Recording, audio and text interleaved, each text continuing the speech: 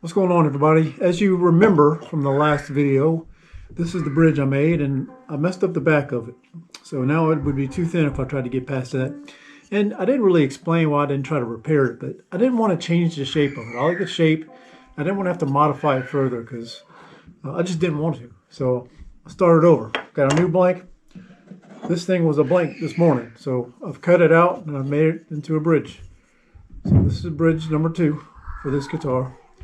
And where I've got it right now, if I line it up at the saddle slot, try to put the saddle slot about where that mark is, it's right above it. I mean, right above it. And so all I need to do is sand the top. I think once I sand it, final sand, it's going to be the perfect gap right above it. So I got to thin the wings out, sand it, then we can move on to final sanding the guitar. And I don't know what next. I guess taping off for the bridge and doing all that stuff. So let me go ahead and start getting that done. One thing I wanted to mention too was the color of the bridge. This is Indian rosewood that I got from Stu Mac. This was the Indian rosewood that I got from, and I can't remember where I got it from, LMI I guess. But you can see the color difference between the two. So this one has more purple. This one's more brownish colored. I mean, there's the color of the sawdust from the new blank, and there's the color of the sawdust from the old one. It's, you know, reddish purple. So I don't know what the deal is. Is it because there's a difference between, maybe this is East Indian rosewood and that's normal Indian rosewood? I don't know enough about it, but all I know is they're two different colors, which I really noticed it once I started sanding the back, because the sawdust color is completely different. Anyway, just something to point out. Hey, what's going on? I'm back working on the second bridge that I talked about in the last video. And I've got it shaped. I've got the radius in the bottom. I've got the holes drilled through. I've got it taper on the bottom. And I don't know if you can see me, but I'm ready to do the saddle slot. So I've got the jig set up. I've got the bridge in here. I've got the dremel ready to go. And I'm about to take the first pass. So cross my fingers and hope everything goes well.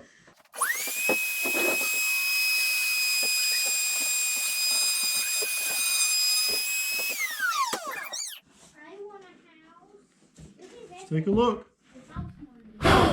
Looks pretty good. Can't complain. I'm gonna keep lowering the bit little by little until I'm done. Catch back up with you.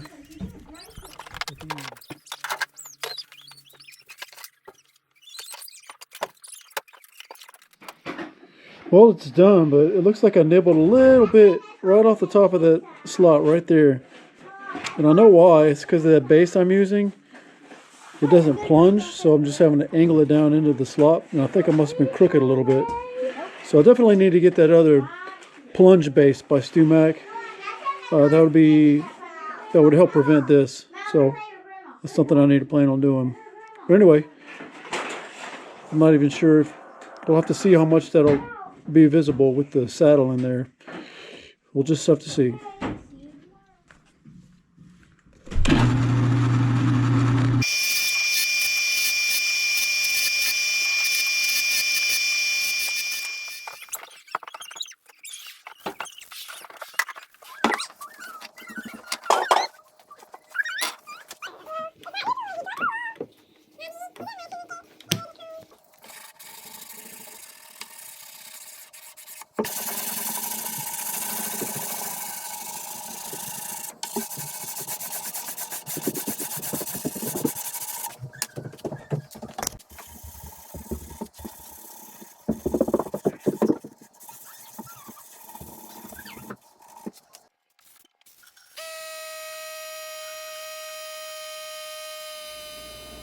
Alright, well, I've got the guitar sanded all the way up to 320, and I'm ready to go ahead and start the finishing process. I think I'm going to go ahead and start with a pore fill.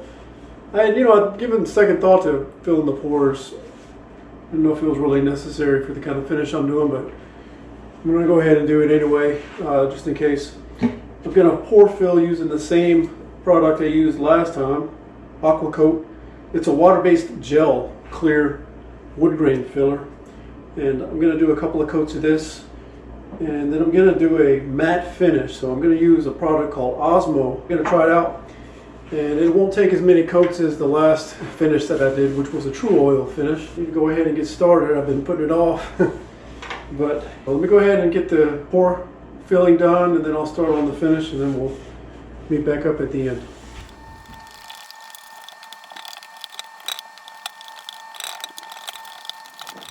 Yeah, I don't know what I was thinking, but I can't finish the guitar until I mask off of the bridge and then mask the fingerboard. So I've got the bridge placement here. I've already drawn around with a pencil. So now I've got to take the bridge out and cut right inside that pencil line.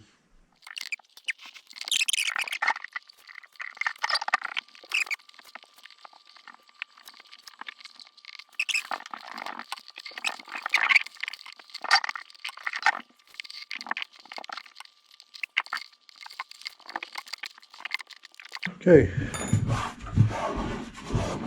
guess that'll do.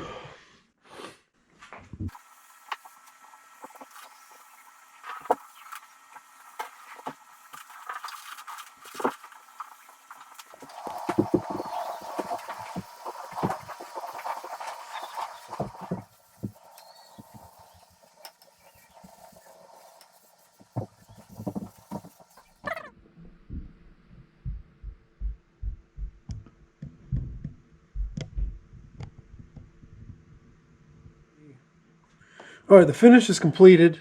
I'm not happy with it. I'm not sure that I'll ever use that again. It's a matte finish, and it's just really thick when it goes on, and to wipe off the excess, it gets real tacky, and it's hard to get the excess off. I don't know. I may have been doing something wrong. I know I didn't have the right things I needed to really apply it. I probably needed some better materials or tools to use for that, but anyway, I'm going to take this out. You can see I've got the, I went ahead and put the bridge on here and kind of taped around where it's going to go. So I'm ready to move on to gluing on the bridge, obviously. But I've got to get this masking off of here. And I'm a little nervous.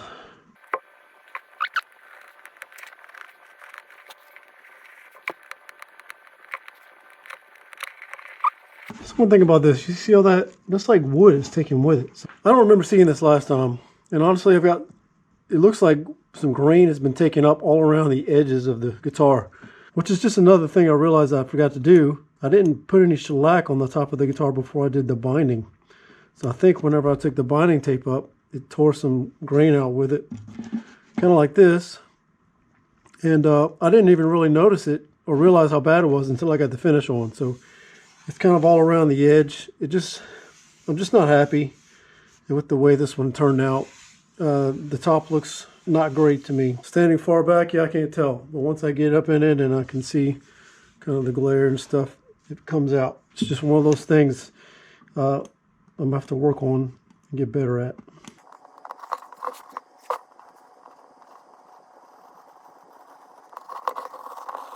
I'm going to go ahead and work on this. I'll come back to you when I'm done. Okay, you see that I've got the tape off, but it's a little raised section right at the edge.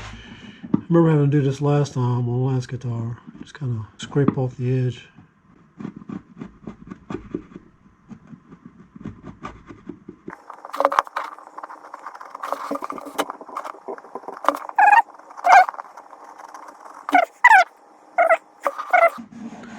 Let me finish that.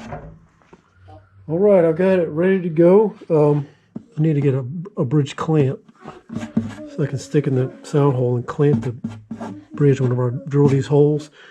If I just hold it by hand, same thing happened on my last guitar. Try to hold it by hand and drill that hole.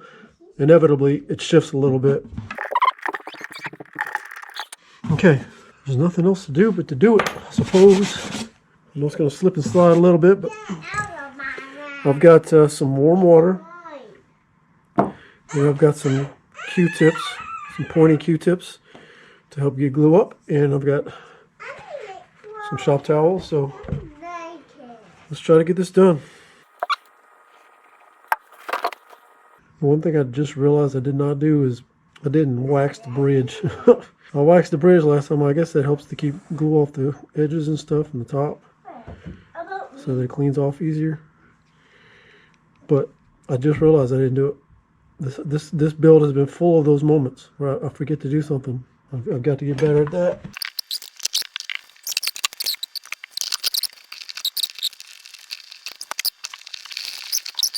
That's one thing I didn't consider either with this bridge design. I'm not really getting any clamping around right there.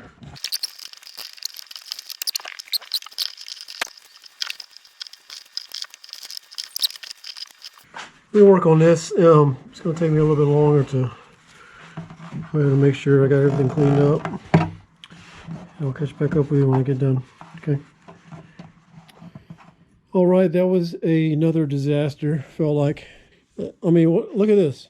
What I did not take into account was the fact that this bridge clamp really was made for the kind I made on the first guitar. It's not as, thick this way. Now the bridge I made is wider this way, so it goes down farther. So there's nothing clamping on the back. I'm not clamping very hard, just enough to make it seat. I mean, I've got some clamping on it, but I don't want to do too much because it's the body of the guitar. But next time, I'm definitely getting some bridge clamps that I can stick in the hole and position them where I need. This is just too stressful. This Fox bridge clamp worked great on my first guitar, but for this bridge design, it's just not going to work. I've done what I can to get the water cleaned up. I hope it's okay. It's just not perfect, and I'm just stressed out about it. It's just one more thing to add to the list of small issues I've had throughout the whole build on this guitar.